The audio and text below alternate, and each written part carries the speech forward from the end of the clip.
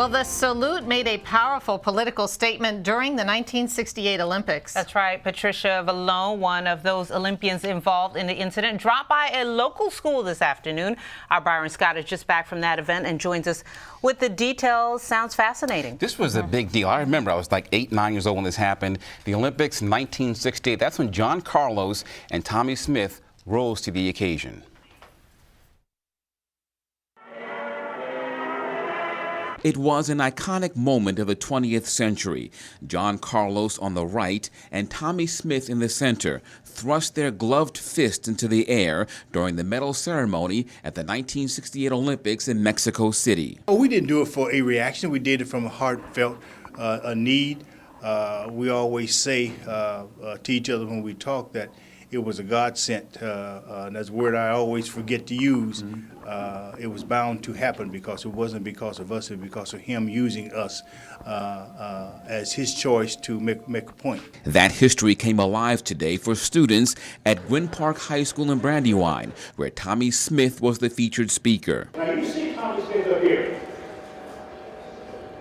I held him there on more records at one time. Let me finish it out, but I gotta say that. More than any man or woman in track history, and it still stands.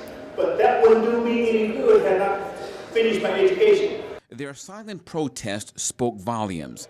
Hailed as heroes in the black community, much of America viewed the two as un-American. Their action, Smith says, was an affirmation, not condemnation. And so you see, Byron, this was not a Tommie Smith, John Carlos consortium of let's do this because the white world is killing us. It was about the human rights issue and the love of all people and the hope for freedom. I call Victor Stand the cry for freedom, and I call that Victor Stand my victory stand.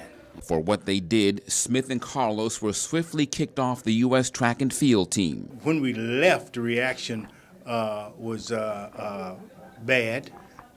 Simple terms here. And when we came back, the reactions were worse. I want you to listen to what I have to say. Smith visited Gwynn Park, addressing students and athletes to encourage them to live up to their potential. He spoke of dedication and pride and let them know that what he and Carlos did was as much for them today as it was for a world filled with turmoil 46 years ago. But the educational process is why I'm here at Gwynn Park now, so I can relay this and let them know that education is number one, not being first in the 100-meter dash. Now, Smith was in town just for this event today. He lives in Stone Mountain, Georgia, and he's now a motivational speaker who challenged me to run, actually. I chickened out. All right. Fascinating person to me today. Nice. All right. Very Thank nice. you, Byron.